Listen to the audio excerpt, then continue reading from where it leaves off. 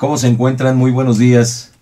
Es particularmente especial el día de hoy, este programa también especial de temas, lemas y dilemas que estamos transmitiendo en un viernes. Tiene una explicación. Hemos decidido y nos han permitido ampliar, digamos, en el tiempo la participación de quienes desde hace ya algunos años formamos parte del equipo de temas, lemas y dilemas. Hay quienes dan la cara y otros quienes nos hacen todo para poder dar la cara. El compañero Ricardo Arenas. Muy buenos días, ¿qué tal a todos? Un camarada que somos parte del mismo equipo y él a veces no está al frente, pero hoy estamos ampliando este espacio de discusión y análisis que nos brinda la oportunidad el canal Patrio. Y bueno, pues a partir de los viernes estaremos ya con cierta regularidad en un programa adicional a la barra de temas, lemas y dilemas que será su conductor, el compañero Ricardo Arenas. ¿Cómo estás, mi buen Ricardo? Pues sí, Oscarito, con el gusto de saludarte, de compartir este espacio, con un poco de alegría, o más bien mucha alegría por esta oportunidad que se nos da al recibir esta invitación para ampliar los espacios del tipo y esperamos de la calidad de lo que es temas, lemas y dilemas. Pues hoy de alguna manera iniciamos, digamos, una práctica, estamos haciendo una primera práctica de lo que será en un par de semanas un programa de viernes, donde tendremos aquí la oportunidad de transmitir algunas ideas. Tenemos ahí un pequeño proyecto de programa que no queremos adelantar todavía, pero esperemos contar con el gusto de nuestro público, el público de este canal, y pues seguir aquí acompañándonos. Oscarito, ¿qué te parece? Pues me parece perfecto, mi buen Ricardo, y sobre todo porque esperemos que este año tengamos la oportunidad de cambiar algunas cosas que nos permitan tener una mayor contundencia en los contenidos y en los mensajes que queremos transmitir para ustedes, pero sobre todo que nos sirva a todos para mejorar nuestras condiciones, tanto de poder brindarles a ustedes nuestros enfoques, puntos de vista, y asimismo pues que ustedes se sientan menos agredidos con nuestra presencia, porque somos bastante feos. Pues sí, tienes mucha razón, sobre todo en cuanto a que este ejercicio que hacemos de información, de proporcionar alguna información y traer a debate algunos temas, pues nos sirve demasiado a nosotros en lo cultural, nos ayuda a investigar, nos ayuda a conocer en gran medida, o bueno, de alguna manera un poco a profundidad los temas que se presentan, con la finalidad de tener o proporcionar un referente distinto a lo que se presenta en la gran mayoría de la programación en los medios masivos de comunicación, porque la mayoría de la gente con la que yo he platicado este tema están hartos de ver programas con información hueca, sin atender los contenidos de lo que se dice, muchas veces con total desconocimiento de lo que se comenta en esos programas temáticos, por cierto, e incluso hasta noticiosos, con una gran tendencia, ¿no? Entonces, con ese afán también es nuestra intención de producir algo que tenga, cuando menos, mucho mejor calidad de lo que se presenta en esos escenarios, Oscar. Bien, pues eso entonces nos deja un largo camino por recorrer, y particularmente pensando siempre en hacer las cosas de la mejor forma posible para todos ustedes que nos hacen el favor de prestarnos su atención a través de este medio de comunicación. Pues bien, ¿qué es la propuesta inicial, mi buen Ricardo? Pues mira, habiendo ahorita tantas cosas que vienen trascendiendo desde hace más de un mes y medio que entró el nuevo gobierno de Peña Nieto, el flamantísimo gobierno, y vemos con tristeza cómo se empiezan a destapar las cloacas. Yo solo quiero pedirte un favor, Oscarito, no me preguntes de los casinos nada. No hablemos de casinos. No vamos a hablar de casinos. Y pues dicho esto, ¿qué te parece el Pacto por México? ¿Qué te sugiere, Oscar? Pues ese famoso Pacto por México, a mí me parece que tiene como un elemento que ha pasado desapercibido, más allá de las intenciones buenas o malas, que para el caso es lo mismo, porque intención que es firmado de esa manera, me parece que es absurdo. Primero porque, como indicaba yo, se ha pasado por alto que ese Pacto por México primero contraviene en casi todos sus puntos, creo que son 7 o 9, en todos ellos contravienen lo dispuesto en la Constitución Política de los Estados Unidos Mexicanos. Y ya lo hemos observado en el momento en que parte de este proyecto político del PRIAN, pero ahora en el sexenio del PRI, pues ya se va sobre el artículo 3º constitucional. Ya se planteó esa modificación que no tiene otro fin más que entregar la educación, ya no digamos en abstracto, a la iniciativa privada, sino ya tiene destinatarios y además ya tiene contratantes. Me refiero concretamente a Televisa, que una vez más parece que extiende, o no parece, sino de hecho extiende su poderío, es decir, muestra que Televisa sí es un proyecto transeccional, porque fueron los 2 sexenios del panismo, desde Vicente Fox y particularmente Ganón en el de Felipe Calderón, y ahora trasciende. Entonces, Enrique Peña Nieto entrega la educación y sobre todo abre en brecha con el corrupto de Loret de Mola desde su documental de reprobados, o no, del panzazo. De panzazo, y a una figura oscura y turbia del empresariado nativo de este país, que es Claudio X González, ¿no? Entonces, esa gente ya afiló sus fauces y está tendido en contra de la educación para privatizarla, y junto con ellos, ese es desde el punto de vista mercantil, económico, pero esencialmente de sacar el mayor provecho. Oscarito, a ver, aquí te quisiera hacer un pequeño corte. Ok, el Pacto por México, dices, va en unos rieles paralelos al Pacto Social, que es la Carta Magna, pero no vamos en la misma dirección. Entonces, estamos hablando del contenido del Pacto por México, obviamente con sus firmantes, con sus protagonistas, que en este caso específico de la educación, que es uno de varios temas que están contenidos en ese pacto, deja ver ya en lo inmediato cómo ya operaron todos los actores de ese pacto, pero con una acción regresiva al pacto social que involucra entonces un daño al pueblo de México. ¿Es así? Así es.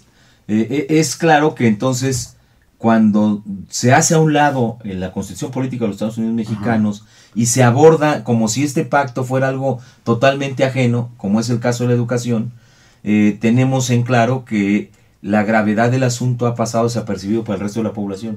O sea, las acciones que se han venido tomando, incluso aun cuando no ha sido inserto en el famoso pacto la reforma laboral, que fue un previo. Sí, bueno, eso ya fue un acuerdo, un prepacto. Fue un prepacto, ¿no?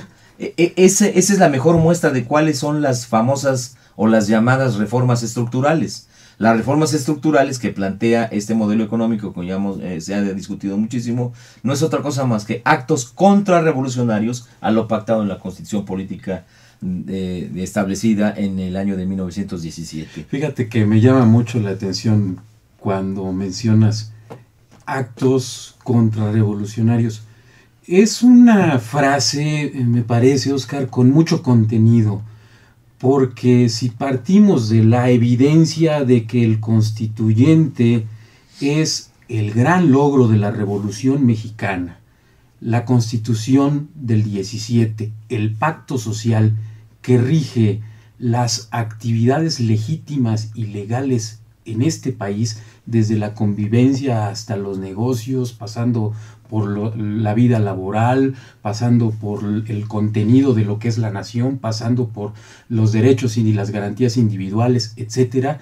Estamos hablando de que esa frase que mencionas de las acciones anti o contrarrevolucionarias tienen ese contenido de que están flagrantemente atentando contra todas las garantías de los mexicanos, y pareciera cosa menor, porque nosotros vemos en los medios de comunicación cómo celebran el gran pacto, ¿no? Cómo distintos actores levantan la mano, los que no han sido incluidos en esta primera etapa de firma del dichoso pacto, y hacen presentaciones y pretenden llamar la atención para ser incluidos en ese pacto. Entonces aquí habría que, digamos, hacer un primer corte de caja. Este pacto, habría que decirlo con sus letras, es como a la vieja usanza de la mafia. Se reúnen acá en lo oscurito los jefes de pandilla, los capos, y empiezan a decir de el gran pastelote que es México, las distintas ramas de industria y de producción o de negocios para ellos, y los empiezan a repartir. Entonces se juntan pues los chuchos del PRD, se juntan los panistas, los priistas, obviamente el gobierno de los personajes del gobierno oscuro de Peña Nieto, con la mano siniestra del Salinato, y obviamente pues los siempre convidados al pastel, los grandes empresarios de la oligarquía mexicana y transnacional. Y entonces viene el acuerdo, y el acuerdo es, en este caso, vayámoslo diciendo claro, el sello de la casa del gobierno de Peña Nieto, para mí, me parece que es el Pacto por México. Y toda semejanza con el Salinato y con esas viejas prácticas, pues me pareciera que también debiéramos comentarlas, Oscarito. Sí, como dicen por ahí, no es, al contrario, Censo, toda semejanza con la realidad es mera coincidencia. No, aquí no hay coincidencias. Y como bien lo destacábamos desde un principio, esta frase de acto contrarrevolucionario, pues como dicen muchos de estos apologistas de la economía de mercado, que es un término ya en desuso, y es en desuso para ellos porque efectivamente quieren sepultar en la mente y en el conocimiento del pueblo de México que la Constitución de 1917 fue producto de esa conflagración, de esa lucha armada, de esa última revolución que hubo en México, conocida precisamente como la Revolución Mexicana, y que de ahí deriva un pacto social, porque una constitución política no es otra cosa más que el pacto social. Ese pacto social estableció las normas no mínimas, sino las normas generales de convivencia entre quienes son parte o somos parte de la nación mexicana.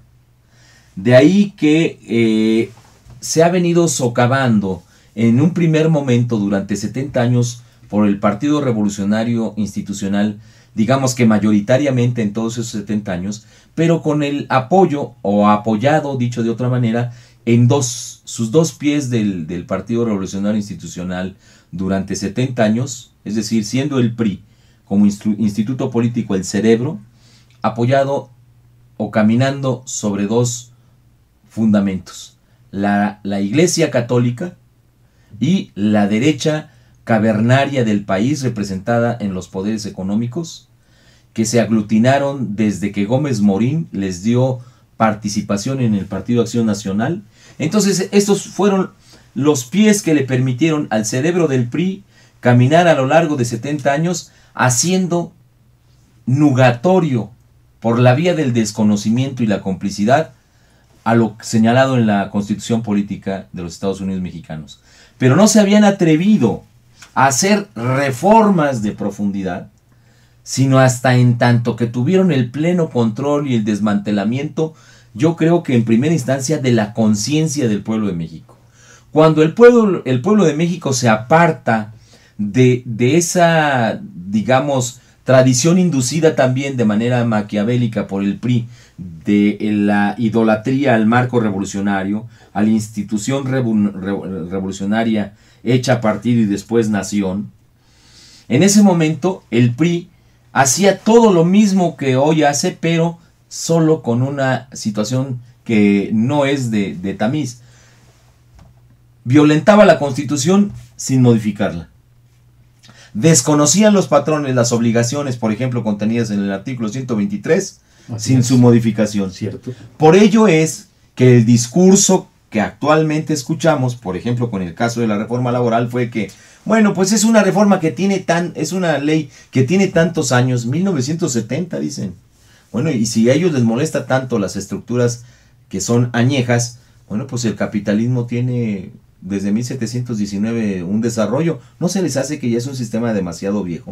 Arcaico, que no ha sido capaz de modernizarse, y que la mejor prueba es que día a día aumenta el número de pobres, no tan solo en México, sino en el mundo, en todos aquellos lugares en donde el capitalismo sea el eje de la articulación política y social y obviamente económica de las naciones. Para concluir, fíjate, Oscarito. Concluyo con esto, Arenas, de tal suerte que hubo dos etapas, una en donde se violentó la Constitución, pero solo sin su modificación, y ahora, en un verdadero acto contrarrevolucionario, se llega a la decisión de modificar los textos constitucionales, ¿no?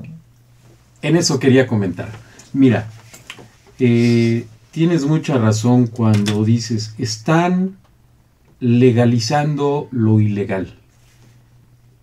Esto ocurrió o ha venido siendo posible a partir de que el pueblo, la sociedad mexicana, se aparta de sus principios sociales, de sus principios de justicia, donde estamos en total distracción, en total desatención de las verdaderas causas importantes de este país. Ha tenido tanto que ver, tanto avasalle, tanto abuso que nos presentan a diario en los informativos, que hemos venido perdiendo la capacidad de asombro. Entonces, están pasando o han venido pasando tan rápido los acontecimientos, de la forma tan ruin, tan vil como se han venido despachando con nuestros derechos y con los recursos de este país, que ya no sabemos para dónde voltear y no tenemos tiempo de reaccionar. Y hemos venido en gran medida acostumbrándonos a ese estilo de la función o de la forma de gobernar que viene de muchos años atrás. Me parece que a partir del 2000, cuando entran estos panistas al gobierno federal, y durante esos caóticos, oscuros 12 años de gran impunidad y abuso, ellos vinieron a hacer lo que en 70 años el PRI no se había atrevido. Vinieron a profundizar las políticas más ruines, la corrupción más rampante, y sin ningún tapujo en su identidad propia, a dilapidar el contenido específico del pacto social, la Constitución. Bajo sus consideraciones vienen sobre el petróleo, sobre los energéticos, el golpe atroz contra los trabajadores a luz y fuerza, la impunidad, la masacre, la violencia, la sangre del Calderonato, y ese último golpe que no pudo hacer solo, que tuvo que haber sido acompañado por todos los que hoy firman el Pacto por México, para dar el gran golpe a la reforma laboral, a los derechos de los trabajadores. Todo eso, viéndolo de alguna manera en perspectiva, nos ha venido a dar hoy como esta cosa que quieren presentarnos como novedad, el famoso Pacto por México, que en su contenido da para demasiados comentarios, y pues esperemos que abordemos a grandes rasgos esa temática, Oscar. Pues sí, y ya entrando en materia, está por definirse particularmente si es en este primer semestre cuando se enviará, lo primero que se está decidiendo es la reforma fiscal. ¿Y por qué, en nuestra opinión, están difiriendo este asunto con relación a la reforma fiscal o la reforma energética en primera instancia? Bien, pues yo creo que aquí hay varios factores, entre ellos algunos internacionales. El hecho es, por ejemplo, no hay crecimiento, ¿no? Entre otras cosas, y otro poco de geopolítica. ¿Qué pasará si Chávez desaparece del escenario? Entonces la geopolítica entra en su juego. ¿A qué nos referimos? El chavismo... ¿Estarás hablando del petróleo? Exactamente. Chávez, aun cuando en los medios de comunicación nacionales o de México han venido construyendo una figura grotesca de lo que es un personaje ahí, un personaje maniqueo, que se le ha dado la connotación de ser un dictadorzuelo, de tener sumido en la más profunda de las oscuridades al pueblo de Venezuela. Y también lo han querido presentar como un corrupto, Así lo han es. querido presentar como un hombre violento. Todo aquello que les hace escozor a la burguesía y lo trastocándolo a ponerlo en el lado, como bien dices, maniqueo del lado negro. Bien, pues no es así. Chávez es un personaje de su país, Venezuela, que al menos visto por las cifras, ha tenido el acierto de sacar, en contrario censo de lo que han hecho los gobiernos, incluso de Brasil y de México, en lugar de meter más brasileños o mexicanos a la pobreza, Chávez los ha sacado de la pobreza. Digamos que a contracorriente de las posiciones financieras e ideológicas del mundo, en lugar de malbaratar y entregar la riqueza petrolera a las transnacionales para que ésta se regrese por la vía del dinero y luego de allá la corrupción, como sucede en México, Chávez ha puesto casi de regalo los energéticos en su país. Es decir, aquello de que el petróleo es de los venezolanos se ha materializado, no tan solo el petróleo, sino todos los energéticos se ha materializado. Cosa esta, evidentemente, que le molesta muchísimo a la burguesía internacional, porque consideran que esas son políticas que van a llevar al traste a la República de Venezuela. Pero esa es la opinión de ellos. Pero yo quiero hacer énfasis en lo siguiente. Con todo y la política de desprestigio que se ha implementado en contra de Chávez, no pueden ocultar un hecho. Venezuela es el segundo proveedor de petróleo para los Estados Unidos de Norteamérica. Fíjate, es decir, fíjate. Es el segundo abastecedor de petróleo, por encima apenas los Emiratos Árabes Unidos, es decir, todo el mundo de Arabia, en donde pues las cuestiones de geopolítica no son menores. Este término no se toma de forma baladí cuando en la península arábiga se habla de Afganistán o se habla de Irak. Los norteamericanos, los ingleses, los franceses son bestiales. Fueron y derribaron un gobierno como sea, no lo voy a calificar, ni a defender, ni a atacar. Simple y sencillamente fueron y se metieron a Irak por el petróleo. Es decir... Sí, los pretextos sobran. ¿A qué me refiero entonces concretamente hablando del caso de México?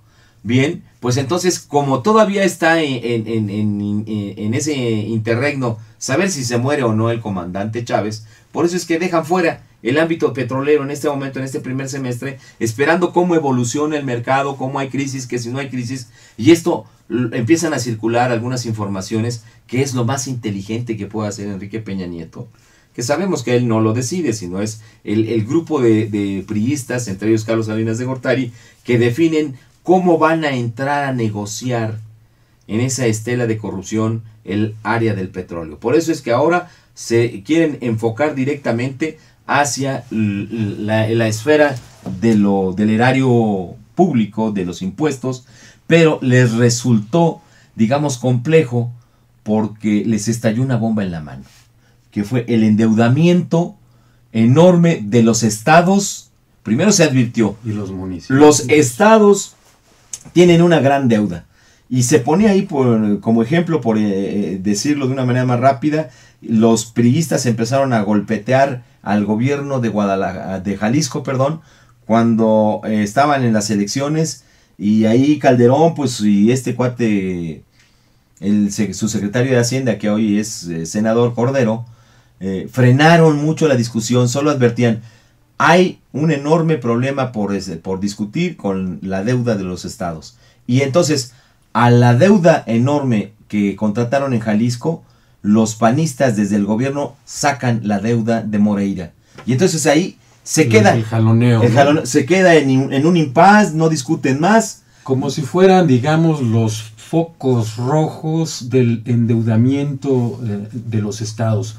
Pero que hoy, al ya pasar el tiempo y levantas el telón y te enfrentas en la realidad y ves que los estados, los municipios y la federación, y la recaudación no les alcanza. Claro. No alcanza la lana para los proyectos anuales en esta burocracia del gobierno de Peña Nieto.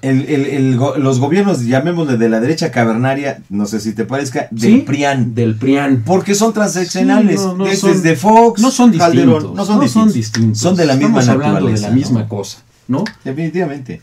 Entonces, y bueno, también ahí están algunos destellos de los perredistas que tampoco son distintos. Claro. Hay que decirlo claro. Porque bueno, sí van a decir que también que le estamos echando fuerza al... Hay diferencias, ¿eh? Hay diferencias.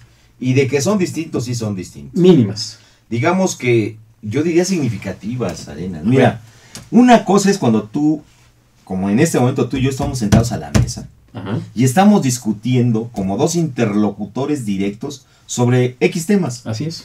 Pero el PRD ni siquiera lo sientan a la mesa. No. Es decir, es un interlocutor mudo que lo tienen marginalmente en una esquinita. Sí, es un subordinado. Exactamente, sí entonces, claro. Esa es la diferencia. Tú y yo nos pedimos un cafecito y un pastelito, ellos nos lo sirven. Y después les damos su propina. En algunas ocasiones, incluso ni siquiera propina requiere. No. Con dejar un poco del café, residuos de café y unas moronas, con eso se conforman. Vale. Entonces, así de sencillo, es decir, no tienen la misma yetatura de participantes en todo esto. Bueno, ¿no? Reconozco, me quedé corto con mi apreciación, porque estoy de acuerdo contigo, Oscar. Entonces, está claro, ¿no? Que entonces el enorme problema también que no quieren decir, no quieren reconocer todo este conjunto de entes políticas en México. La crisis que hay, ¿no? La crisis y sobre todo una cosa, dentro de la recaudación fiscal, quienes aportan una enorme cantidad, o sea, lo fijo es el impuesto sobre el producto del trabajo. Oye, pero ¿qué resulta ser? Cuando te abaten el salario, baja el ingreso, y entonces obviamente, si antes había empleos de calidad, pues ahora se van a empezar a precarizar, ¿no?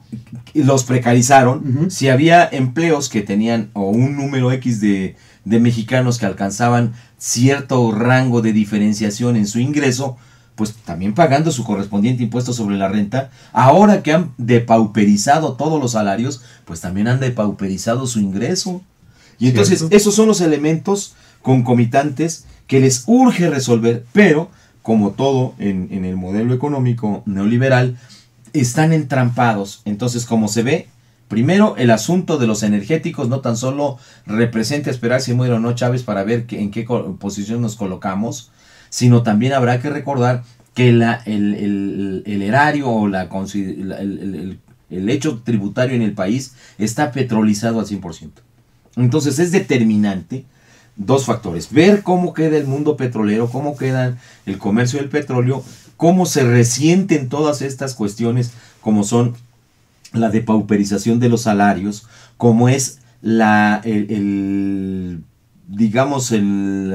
altanería, el orgullo de los oligarcas nativos de este país, en donde si ya de por sí desde hace muchos años con los regímenes especiales de tributación exentan impuestos, evaden impuestos, pues para los empresarios es mejor no pagar impuestos, como lo han venido haciendo. Desde Carlos Slim, que digamos algunos han dicho, bueno, ¿y por qué tan calladito? Bueno, pues fue sometido a una X presión durante los últimos 12 años que no le permitió seguir avanzando con la velocidad que sí le había permitido desde el sexenio de... Amasando grandes fortunas, desde Carlos Salinas de Gortari y el previo, Miguel de la Madrid, en donde de la noche a la mañana este hombre se convierte en el hombre más rico del mundo, producto de los negocios que le dejó y que además le entregó como zonas de coto o de casa particular el Estado mexicano a través de los gobiernos neoliberales. Bueno, aquí quisiera hacer un comentario. el señor Slim, el gran beneficiario del salinato, el mismo que lo llevó a la cumbre del poder económico, el rey de Forbes, hoy viene a cobrar la factura atrasada de 12 años más la de este sexenio. Porque este señor, hoy por hoy, tiene no solo el gran poder económico, sino el gran poder político que lo ha acompañado o del que se ha hecho acompañar en complicidad de Carlos Salinas de Gortari, el PRI y toda esa oligarquía en un lado. Pero respecto a lo que comentabas, Oscar, entonces esta reforma laboral no le alcanzó a este régimen para calmar las aguas y vienen por más. Y dices, está ahí en el pacto involucrado directamente y anunciado desde antes de la campaña electoral por el propio Peña Nieto, con aquella frase, no sé si te acuerdes, Oscarito, que decía, había que desprenderse de los atavismos nacionalistas para entrar a la discusión de la reforma energética en el ramo petrolero, y lo traigo a comentario, traslapándolo con lo que comentabas de Chávez en Venezuela. El petróleo, es decir, los derivados del petróleo, la gasolina, entonces allá es muy barata, es muy económica. Y aquí nosotros gastamos mucho dinero. Si tenemos un vehículo, nos cuesta mucho trabajo surtir el combustible para trasladarnos y darle un uso racional, cuando nosotros también, como Venezuela, somos una potencia petrolera. Claro.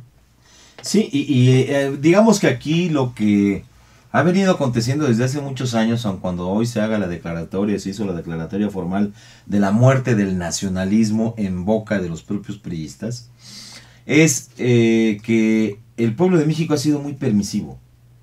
La ciudadanía, en términos generales, consideramos, y lo hemos tratado en diversos problemas, que tanto la corrupción como el grado de impunidad en que se manejan tanto los agentes de carácter económico y entendidos como agentes de carácter económico, empresarios, políticos y la propia delincuencia organizada, ha sido producto de esa indolencia de la población en México.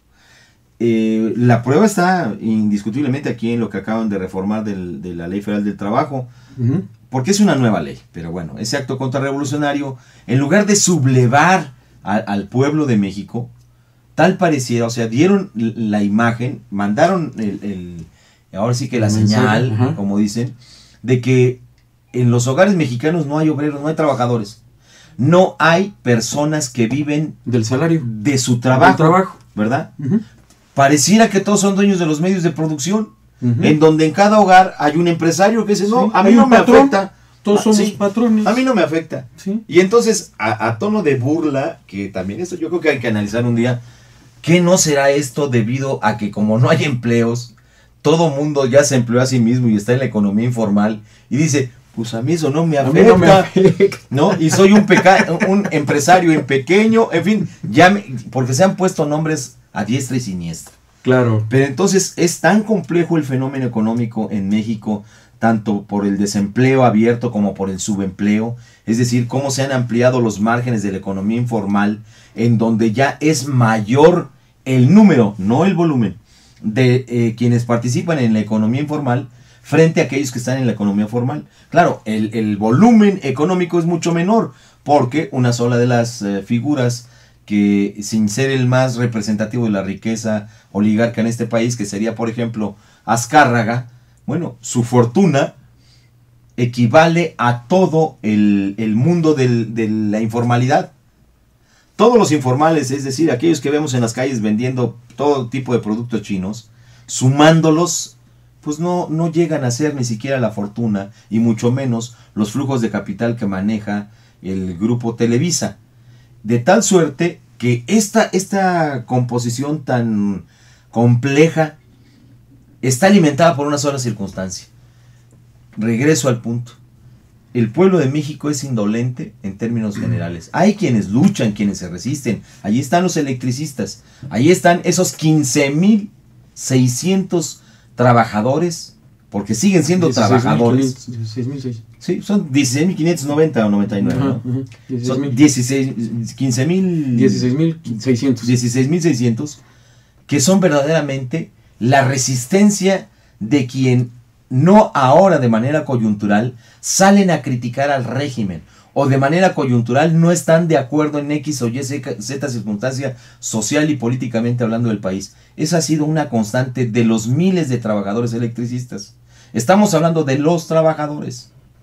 De tal suerte que ese bastión, los mineros, los compañeros de Mexicana de Aviación y otros sectores que están haciendo la resistencia, no son lamentablemente el número suficiente, ni tienen el calado que se requiere para que el pueblo para de México, enfrentar, ¿no?, las circunstancias de emergencia nacional. Así es, porque aquí hay, en el mismo tema, pues tenemos un poco comentando el Pacto por México.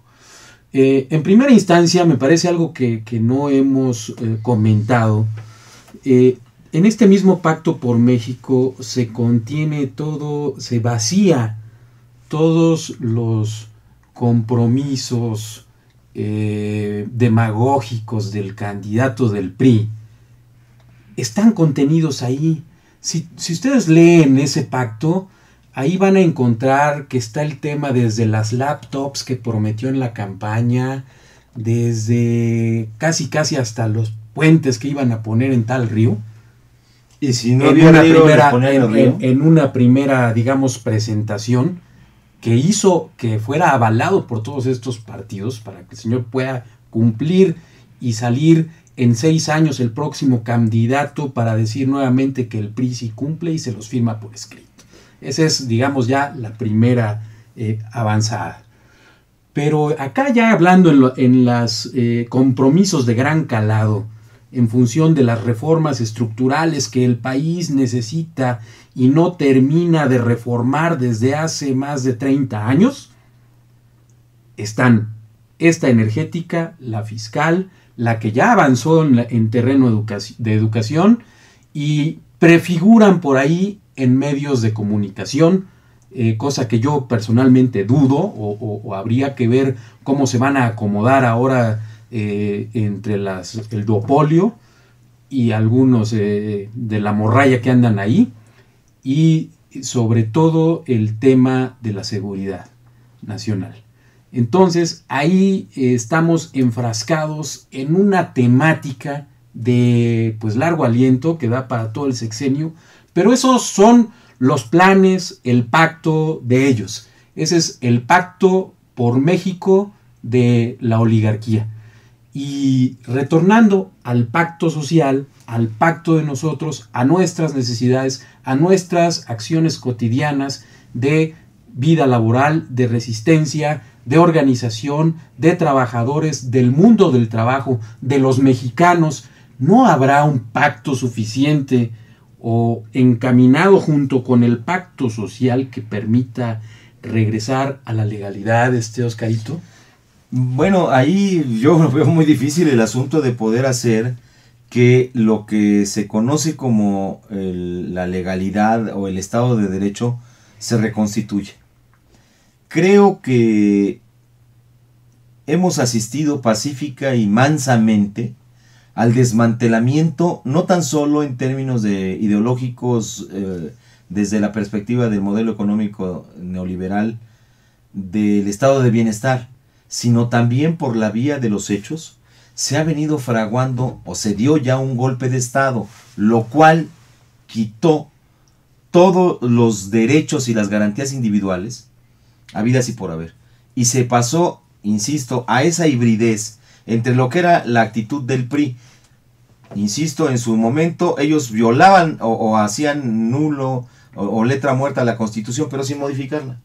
Los panistas no, ellos quisieron consolidar y lo hicieron en muchos de los aspectos modificando el texto constitucional. Me refiero simple y sencillamente, de nuevo, tanto a la Ley Federal del Trabajo o la creación de la misma en tiempos o como la propuesta panista, así como la modificación, por ejemplo, al artículo 24 y al 41, me parece, con respecto a la posición que debe guardar la Iglesia en un Estado laico como el nuestro, y como esas otras más que han ido pasando en la Constitución, para cuando ya en el momento que estamos viviendo nos damos cuenta, pues entonces el famoso Estado de Derecho casi es imposible de reconstruirlo en los márgenes que tenía la anterior, el anterior marco constitucional.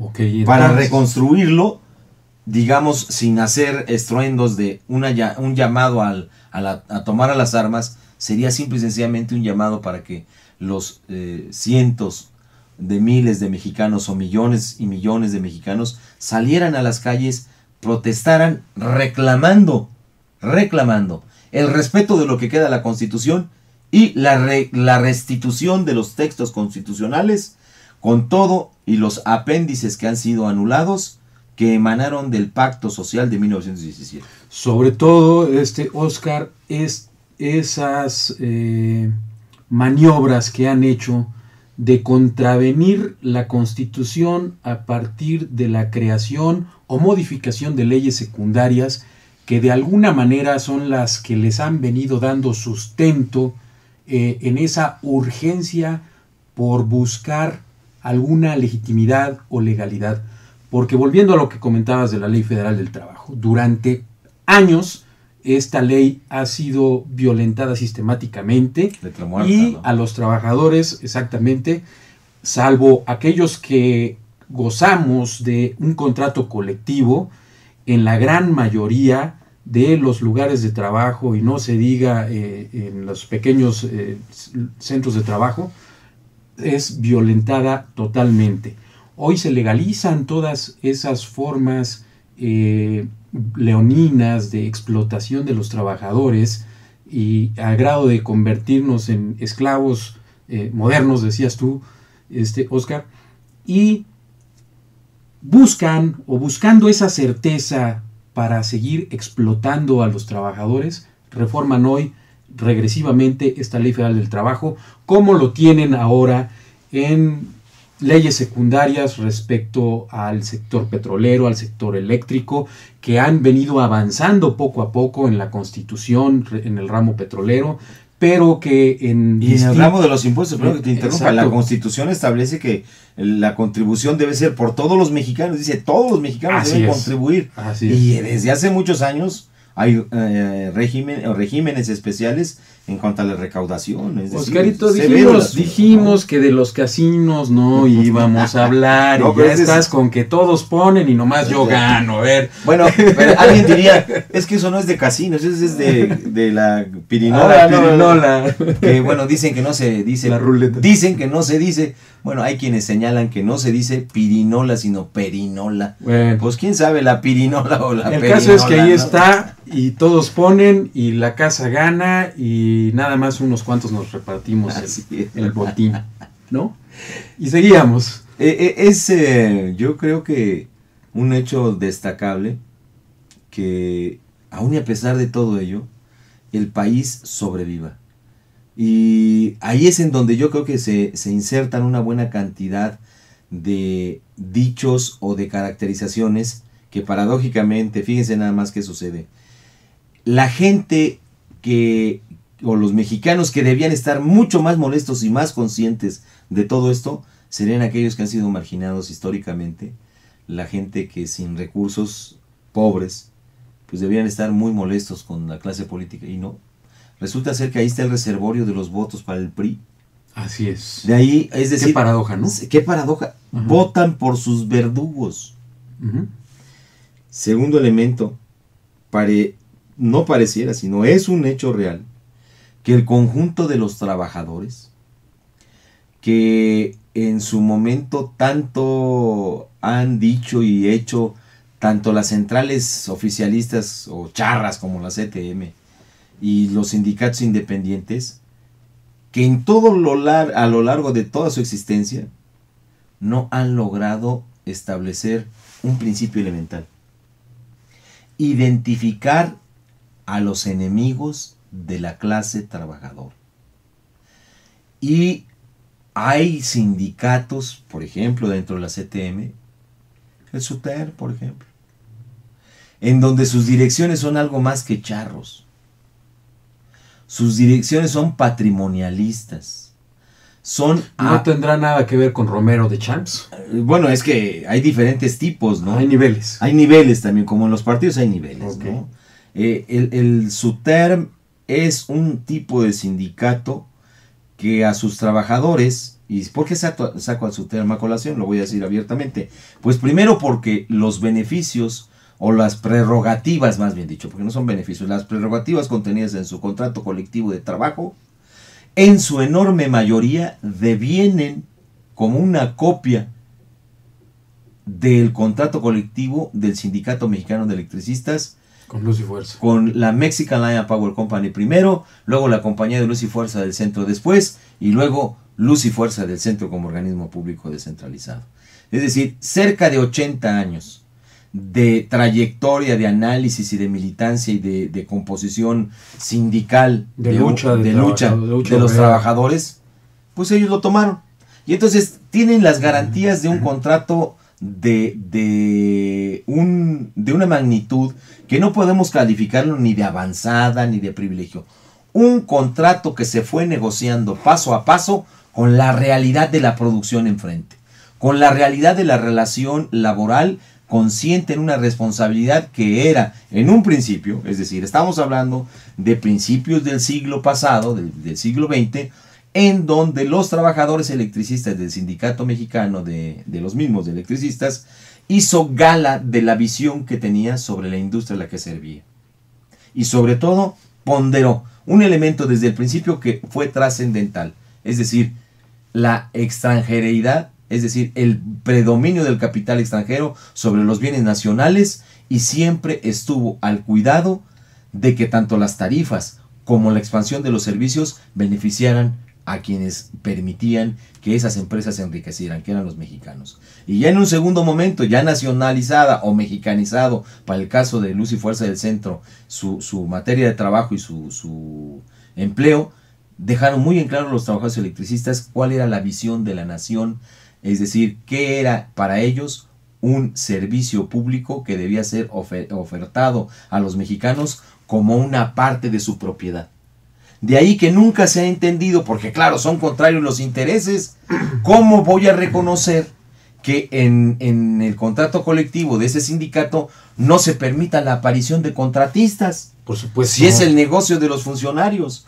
¿Cómo voy a hacer que desaparezca o que se asiente con todos sus reales la profundidad que tiene ser, en términos del artículo 27 constitucional, los únicos que pueden generar, distribuir y transmitir y comercializar la energía eléctrica, cuando lo que se busca, no tan solo desde el momento en que entra la política económica neoliberal, el capitalismo salvaje contemporáneo, no, desde antes Comisión Federal de Electricidad, desde su surgimiento en los años 30, 40, se hizo y se financió con dinero del extranjero y además con la participación extranjera, por no querer reconocer que había técnicos que podrían llevar a la independencia total de la industria eléctrica en Luz y Fuerza del Centro. En fin, es una vieja historia, pero con ello quiero terminar en el sentido de señalando que los trabajadores no han sido capaces de definir con toda claridad quiénes son sus verdaderos enemigos. Y como enemigos de clase no es tan solo en el abstracto decir que son los grupos oligarcas o los dueños de los medios de producción, porque ahí tendrían que establecer una diferenciación. Digamos que en ese mismo concepto de sus enemigos de clase están aquellos que son enemigos de la clase propia, que es la burguesía, y aquellos que son traidores al interior de sus propias filas. Es decir, los colaboracionistas, ahí sí. ¿No estarás hablando de la dirigencia del SUTERM? Claro, al estilo de Romero de Champs, al estilo de la Güera Rodríguez, claro. En fin, al estilo de esos... Y toda esa estructura que va... Y entonces tienes un doble fenómeno, Ricardo. ¿Sí? Así como el pueblo en general vio pasar la reforma laboral y pues quién sabe qué trabajador o no había en su casa, pero no protestaron. ¿Sí? Asimismo los trabajadores están viendo cómo la oligarquía, la burguesía, cada día más voraz, reduce los salarios, aumenta las cargas impositivas sobre ellos. Ahora, con la famosa reforma fiscal que viene, IVA general, alimentos y medicinas, pues nada más que vean hasta dónde van a llegar las cosas, ¿no? Porque ahora, en el momento en que ellos vayan y compren un chile o un jitomate a la verdulería, esa verdulería tendría todos los elementos técnicamente hablando para cobrarles el IVA, Claro. Porque a ella también se la van a cobrar, ya no se la van a excepcionar. Sí, no te van a dar una nota de que te cobran el IVA, pero pues a la hora de que cobras, que compras tus productos que no te alcanzas, pues ahí ya te lo están incluyendo. Claro. ¿No? Entonces, aguas porque ahora hasta el chile le van a poner IVA. Con cuidado. Con cuidado. Sí, Entonces, sí. En ese marco de reflexión. No, hombre, acabas de dar un punto que me parece nodal.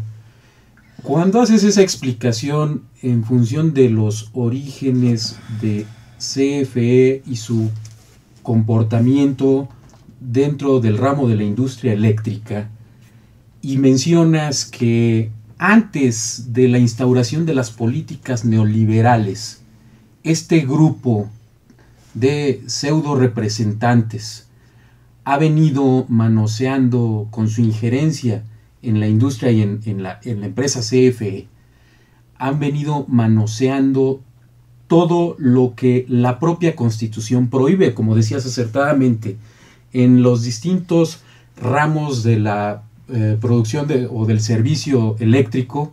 Ellos implementaron algunos contratos para empresas transnacionales de amigos, familiares, propias, etcétera, al margen de la ley. Ellos de alguna manera iniciaron el camino a la privatización del servicio eléctrico prohibido o en contrasentido de nuestra Carta Magna. Pero como si fuera una gracejada, lo expresan con contundencia, intentando darle sentido, y hoy, bajo ese argumento falaz y violento y poderosísimo que son los medios de comunicación, recuerdo aquel día que estalló el golpe artero contra Luz y Fuerza y se dejó venir una andanada de publicidad violentísima sobre los trabajadores que nos acusaron absolutamente de todo. Fuimos el enemigo público número 1, más perseguidos que el propio y más buscados que el propio Chapo Guzmán. Sí. De esa naturaleza, es decir, si viéramos en comparación esa violencia que dejaron venir sobre los trabajadores de Luz y Fuerza, vemos también, se deja ver, cuál es la verdadera fuerza de sus intenciones, de sus intereses, de su vileza y de todo lo que está en juego. Y eso lo comento como un mínimo ejemplo, un pequeño ejemplo, pero extremadamente ilustrativo de lo que es nuestro famosísimo Pacto por México, claro, mi querido Oscarito. Claro, porque este pacto por México no es novedad. Este pacto por México en realidad es, digamos, el pacto de fusión total de la corrupción político-electoral en México. Porque no es nuevo que se ha venido violentando o pactando o modificando las condiciones para la educación. No es nuevo que se han venido violentando las normas constitucionales en todo el sector energético, tanto la industria eléctrica, ya lo hemos dicho en muchas ocasiones. De la industria eléctrica, ¿qué podemos resumir rápidamente?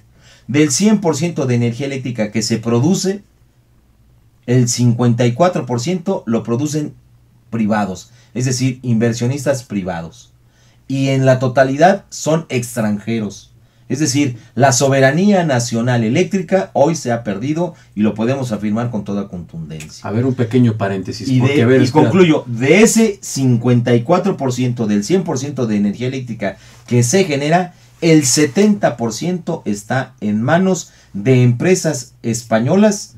Y entonces tendríamos que las empresas españolas, Unión Fenosa y Iberdrola, Mitsubishi, pero estas dos particularmente que tienen el 70%, han logrado la reconquista de México, por ejemplo, en ese sector, ¿no? A ver, ahorita que mencionaste ese punto, miren, es fascinante ese dato, 54% de la capacidad de no de la capacidad, de la generación. De la generación en este país está en manos de esas empresas. Esto significa, esta lámpara que consumimos a la hora de pagar nuestro recibo, que aumentó más de 3 o 4 veces lo que se pagaba antes con Luz y Fuerza, y que hoy esa factura que era de 250 pesos viene a ser de más de 700 pesos. De esos 700 pesos que pago yo al bimestre, el 54% de esa factura va a pasar a manos de estas empresas, Oscarito. ¿De eso estamos hablando? Exactamente. De lo que estamos hablando precisamente es 50, sería el 46%. Estamos hablando de que de cada 100 pesos, 54 pesos van a manos de ellos. Van a manos de ellos. Esto es una abstracción simple. Claro, claro. Es una abstracción Pero digo, simple. es para que nos demos una idea. Porque en realidad tampoco es así. No. Es mucho mayor. ¿Por qué? Porque el fenómeno de las tarifas, hablar de la electricidad es todo un tema. Las tarifas las fija la Secretaría de Hacienda con datos de la Comisión Federal de Electricidad ahora totalmente. Pero, ¿qué elementos toman en consideración? Uno, los insumos que se tienen que pagar para que se produzca electricidad en su caso. Claro, no se paga el agua porque son derechos y son bienes nacionales, entre comillas. Bien, entonces, ¿qué es lo que paga o qué se considera como pago para la generación de energía eléctrica? El gas, por ejemplo. Nada más que aquí el con carbón. Un pequeño detalle. De estas empresas eléctricas extranjeras que ya generan el 54%, el gobierno de México también los abastece de petróleo y de gas. Y cuando no hay suficientes volúmenes de ambos en México, entonces importa México gas, por ejemplo, para ellos. Para ellos. Y entonces resulta ser, como ya se ha denunciado, que el gobierno mexicano ha venido suscribiendo contratos, por ejemplo, con el Perú, en donde le compra el 1,000,000 de BTUs, la unidad, por cada litro de gas o cada metro cúbico de gas natural que México importa al extranjero, por ejemplo al Perú, que le puede costar entre 5 y 17 dólares dependiendo la escasez que haya, pero vamos a ubicarlo entonces en el promedio. Entre 5 y 17 estaríamos hablando $11. De 11 dólares. Vamos a poner 10 dólares. De esos 10 dólares México los subsidia con cerca del 80%.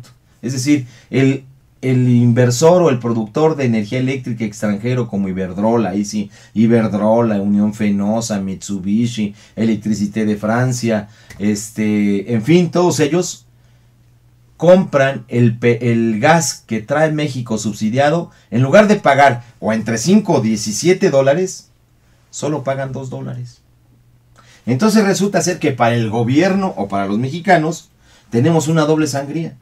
Lo que es el costo de la electricidad en sí mismo, lo que es la descapitalización y la apuesta, o que han sacado la generación de energía eléctrica producida por Comisión Federal de Electricidad para dar prioridad a que aquellos que la producen se la compren.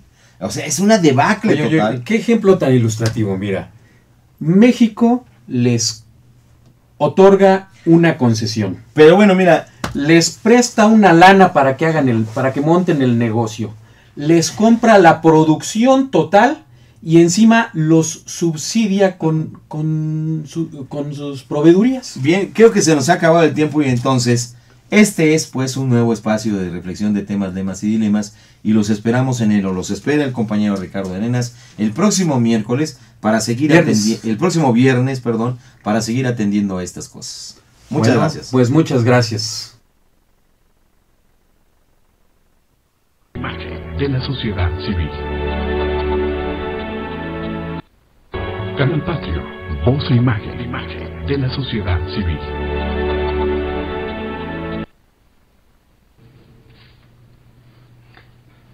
Muy buenas tardes, bienvenidos al programa Gestión Social. Hoy estamos por aquí cubriendo a nuestro compañero y amigo Jesús Zapata. Jesús, si nos estás viendo, que te mejores muy pronto. Tiene un pequeño problema de salud, pero nada grave. Afortunadamente ya por acá estará con nosotros en el próximo programa. Con el gusto de siempre, saludando a Isela. Bueno, gracias, Francisco. Buenas tardes, bienvenido. Buenas tardes. Tenemos el día de hoy dos invitados que pues van a nutrirnos de sus temas en lo particular. Por una parte, saludo primero a Claudia Lucio Solís. Claudia, muy buenas tardes. Buenas tardes. Bienvenida al programa. Gracias. Esperamos tu participación y poder colaborar contigo y con nuestro auditorio con los temas que nos traes en la mesa. Claro que sí. Y también tenemos al maestro Roberto Pro Mendoza. Maestro, con permiso, buenas tardes. Gracias. Bienvenido. Buenas tardes. El maestro nos viene a hablar un poquito de los temas del Infonavit, maestro. Alguna problemática que nosotros hemos detectado del Infonavit, pero también traemos unos temas muy interesantes en cuanto a propuestas que traen para poder satisfacer las necesidades del estado de Baja California. ¿Es correcto? Así es. Correcto. Pues bienvenidos. Gracias por la oportunidad que nos dan. No, al contrario, bienvenidos, y aquí esperamos hacer las veces de buenos conductores, ya que sí, que no hacer quedar mal a Jesús, por favor. Exactamente, ya que nuestro mentor pues nos dio la batuta y ahora tenemos esta una gran responsabilidad. Pero con mucho gusto lo hacemos y esperamos que el auditorio no quede decepcionado de nuestra actuación. Esperamos sus correos, sus chats.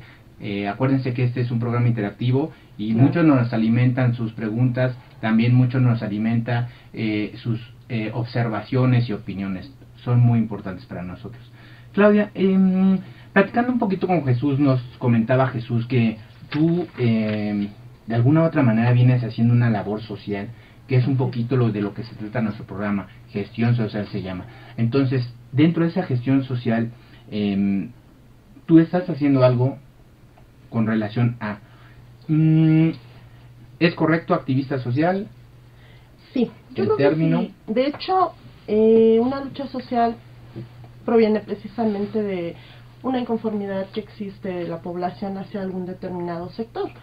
Entonces, yo creo que sí, a través del tiempo han surgido luchadores sociales anónimos. Yo le comentaba a Jesús, sí, que habemos muchos luchadores anónimos, ¿no?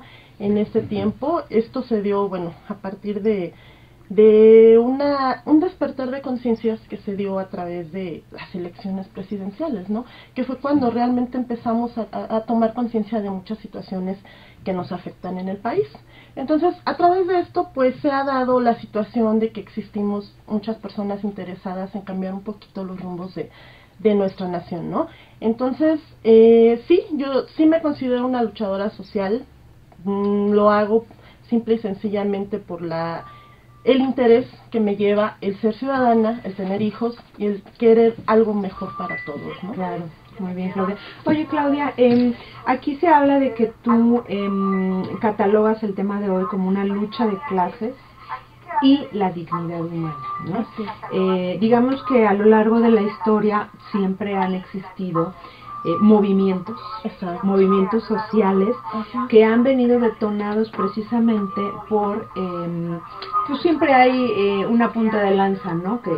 que detona, y generalmente están relacionados con los jóvenes, ¿verdad? Exacto. Digamos que cuando vamos creciendo, volviéndonos adultos, como que se nos va o nos van durmiendo un poco la conciencia, ¿verdad? Así es. Creo que el ejemplo de los jóvenes es muy importante porque pues en la juventud es cuando precisamente surgen los ideales, ¿verdad? Exactamente. Y surgen de una manera en que vemos a nuestros padres, nuestros maestros, nuestros adultos, ¿no? Imposibilitados o digamos como la cultura de no oigo, no veo y no hablo, ¿verdad? De los tres changuitos, ¿verdad? Así es. Por alguna razón, ¿no? Sin embargo, también a los jóvenes nos faltan algunas habilidades, alguna madurez, obviamente, ¿no? Claro. Algunas herramientas como para poder llevar nuestro ideal a ser escuchado de una manera pacífica, de una manera que realmente digan, ay, mira, lo que está proponiendo este grupo, estos jóvenes, suena interesante, ¿no? Y desgraciadamente se asocia la lucha social con rebeldía, ¿no? Exacto. Se asocia desgraciadamente con violencia, ¿no? Vandalismo, ¿no? Con muchas ideas muy negativas, ¿no? Exacto. ¿Cómo crees tú que podemos llevar esa idea o romper ese paradigma, ¿no? De que una lucha social tiene que ser agresiva, rebelde,